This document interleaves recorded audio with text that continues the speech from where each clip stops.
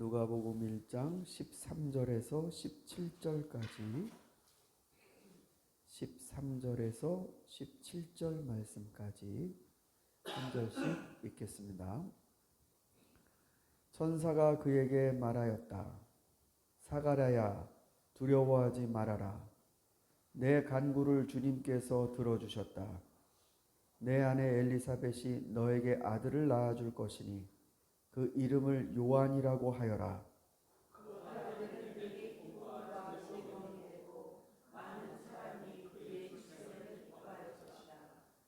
그는 주님께서 보시기에 큰 인물이 될 것이다.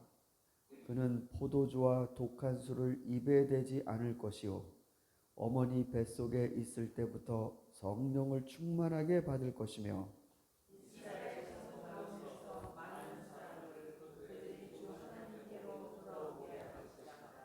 그는 또한 엘리야의 심령과 능력을 가지고 주님보다 앞서와서 부모의 마음을 자녀에게로 돌아오게 하고 거역하는 자들을 의인의 지혜의 길로 돌아서게 해서 주님을 맞이할 준비가 된 백성을. 아멘. 이렇게 아이를 낳을 수 없는 나이에 이르른 두 부부의 삶에 하나님의 은혜가 주어졌습니다. 자신의 일을 묵묵히 감당하고 있던 어느 날 천사가 와서 사가랴야 하면서 말씀을 합니다.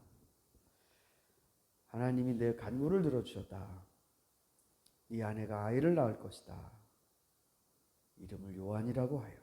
아주 이름까지 지어주셨습니다. 얼마나 기뻤을까요? 기쁘기 전에 참 무섭기도 했을 것 같습니다. 그런데 천사의 말이 그 요한이라는 아이는 너에게 큰 기쁨과 즐거움이 될 것이다. 우리 자식 때문에 얼마나 많이 근심하는 세월들을 보냅니까? 너무 답답하기도 하고 어떻게 해야 될지 몰라 할 때가 이거를 때려서 고쳐야 되는지 마냥 기다려야 되는지 아주 우리 애타는 아마 이 재산 때문에 걱정되는 것보다 자식 때문에 걱정되는 게 훨씬 더 많지 않을까. 잘하면 잘하는 대로 못하면 못하는 대로 자녀는 늘 부모 안에서 근심이 되곤 하지요. 아니 근데 이 천사가 그 자식은 너에게 기쁨과 즐거움이 될 것이다. 걱정거리가 아니라 아니 걱정도 좋으니 아이만 있으면 좋겠다라는 그런 부러움으로 살고 있었던 이 사람에게 그 자식은 너에게 큰 기쁨이 될 것이다. 이렇게 얘기했습니다. 그뿐만 아니라 많은 사람이 그의 출생을 기뻐할 것이다. 부모만 기쁘게 해주는 게 아니라 저 사람은 정말 잘 태어났다. 저 사람 안 태어났으면 어쩔 뻔했나. 많은 사람이 그가 태어난 것을 기뻐할 것이다. 그런 다음에 15절 말씀이 저는 참 인상이 깊습니다. 그는 주님께서 보시기에 큰 인물이 될 것이다. 자, 우리가 굉장히 조심스러운 부분이기도 한데요. 잘 읽어보십시오. 그 아이가 모든 사람이 기뻐할 만한 그런 아이가 될 터이니 너는 그 아이를 큰 인물로 키워라. 본문이 그렇게 되어 있습니까? 큰 인물이 될 것이다. 그 다음 그는 포도주와 독한 술을 입에 대지 않을 것이요 너는 이 아이에게 절대로 술을 입에 대지 않도록 잘 키워라. 그렇게 말씀하시는 게 아닙니다. 그는 술을 입에 대지 않을 것이다.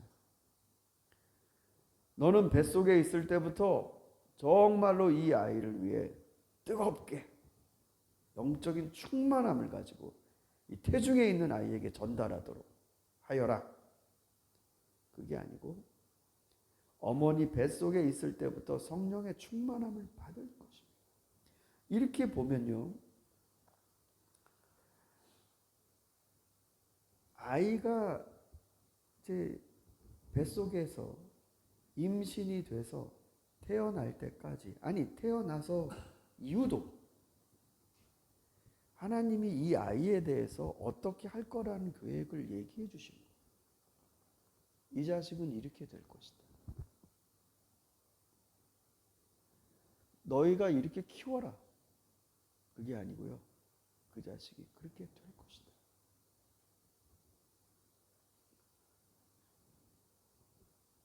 처음에 아이를 갖게 되는 시점서부터 아이를 출산할 때, 출산한 다음에 그 아이가 성장할 때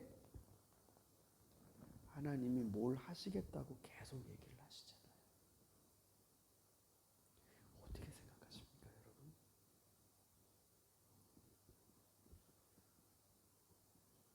이건 요한만 이럴까요?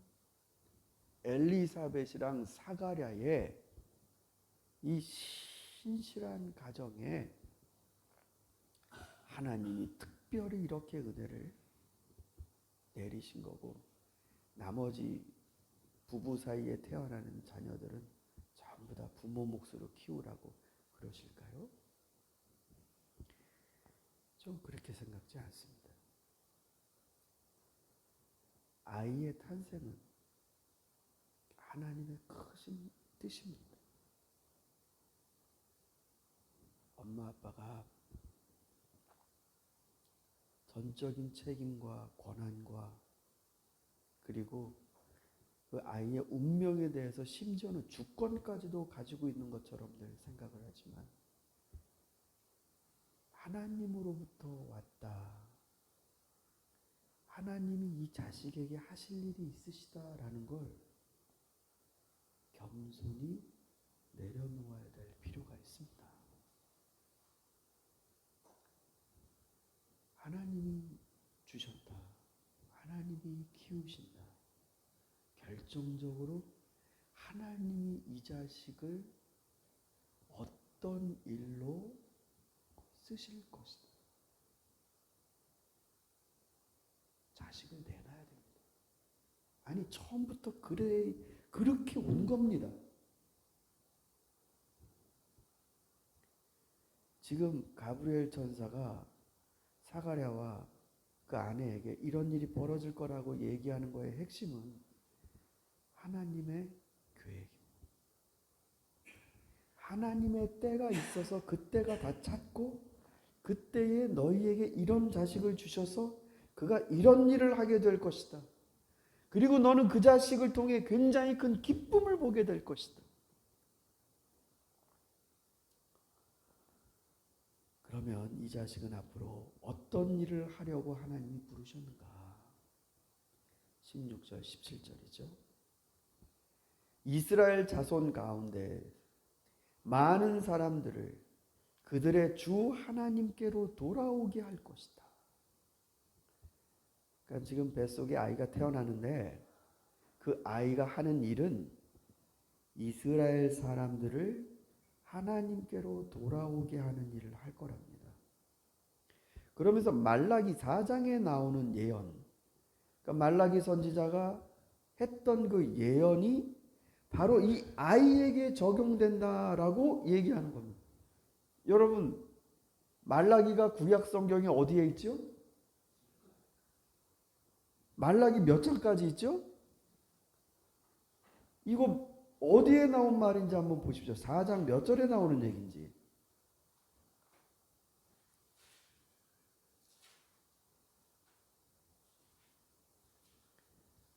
4장 5절, 6절이 맨 마지막 절이에요. 구약 성경의 맨 끝입니다. 이게. 같이 한번 읽겠습니다. 5절, 6절. 주의 크고 두려운 날이 이르기 전에 내가 너희에게 엘리야 예언자를 보내겠다. 그가 아버지의 마음을 자녀에게로 돌이키고 자녀의 마음을 아버지에게로 돌이킬 것이다. 돌이키지 아니하면 내가 가서 이 땅에 저주를 내리겠다. 이 구약 성경 맨 마지막 끝이 이어지는 거예요, 지금. 이 아이가 바로 말라기 맨 마지막 끝에 예언된 바로 그 엘리야의 선지자를 이을 사람이다. 이어지는 겁니다. 다시 구약은 새롭게 시작되는 겁니다. 이 아이를 통해. 이 아이가 하는 일은 다른 거 아니에요. 화해입니다. 화해. 누구랑 누구랑의 화해예요? 하나님과 백성을 화해시키는 거예요. 여기 아주 상징적으로 아버지의 마음을 자식에게로 돌이키고 자식의 마음을 아버지에게로 돌이킨다라고 했습니다. 아니, 자식이 아버지랑 마음을 트는데 뭐 중간에 누가 낄 일이 있겠습니까? 내 자식이랑 내가 화해를 하는데 중간에 누가 낄 일이 있겠습니까? 그만큼 밀접하고 가까인 사이 아닙니까? 아버지를 전적으로 응원해 줘야 될 사람은 바로 자식이고, 자식이 어떤 형편에 있든지 부모는 그 자식의 든든한 서포터가 되는 것이고, 그러니까 이런 사이가 바로 부모 자식 간인데 어쩌다가 멀어졌냐고요. 어쩌다가. 그게 구약의 마지막이에요. 멀어졌다. 이스라엘 백성이 하나님을 떠났다. 그리고 하나님도 예루살렘에 안 계시죠. 예루살렘이 바벨론에 의해서 멸망한 게 아니고요. 에스겔 선지자의 환상에는 하나님이 예루살렘 성전의 지성소에 그룹이 있지 않습니까? 보좌가. 근데 에스겔의 환상에는 그 보좌가 떠나요. 예루살렘.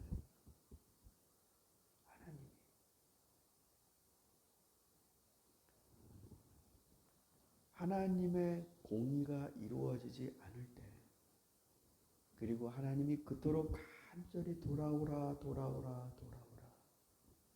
그런데도 하나님을 떠나간 그 백성 사이에 이건 끊어진 다리처럼 되었습니다. 근데 엘리야 선지자가 다시 와서 그 아버지의 마음을 다시 자식에게로, 자식의 마음을 아버지에게로 돌이키게 할 것이다. 이미 아버지 마음은 자식에게로 돌이켰죠. 그러니까 보내주신 거죠.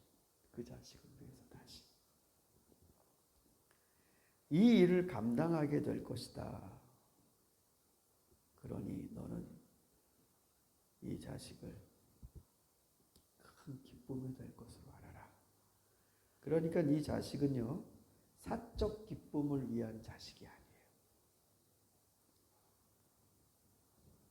내가 정말로 못 이룬 것을 대신 이루어주는 부모의 대리적 기쁨을 채워주는 그런 자식이 아니라고요. 이 자식은 우리 집안에 국한된 자식이 아니라고요. 이게 하나님 나라, 하나님 바라보고 계시는 하나님의 계획, 거기에 사용될 자식이라. 사랑하는 성도 여러분, 우린 지금 예수님 오시는 성탄을 이 아침의 말씀을 통해 하나하나 따라가고 있습니다. 자식 낳는 얘기 아니겠습니까? 성탄이라는 게. 그 자식은 하나님 나라의 쓰임을 받습니다. 내 사적인 영역에 가두어지는 게 아니라 하나님의 공적 영역에 하나님 그렇게 해서 우리에게 주시는 선물인데 아무쪼록 이 성탄을 준비하는 우리의 마음속에 하나님 앞에 다시 내 가족을 이해하고 내 자식을 이해하고 하나님의 크신 뜻 안에 우리가 있구나라는 걸 발견하는 복된 은혜가 저와 여러분에게 함께 있기를 소망합니다. 우리 함께 기도하겠습니다.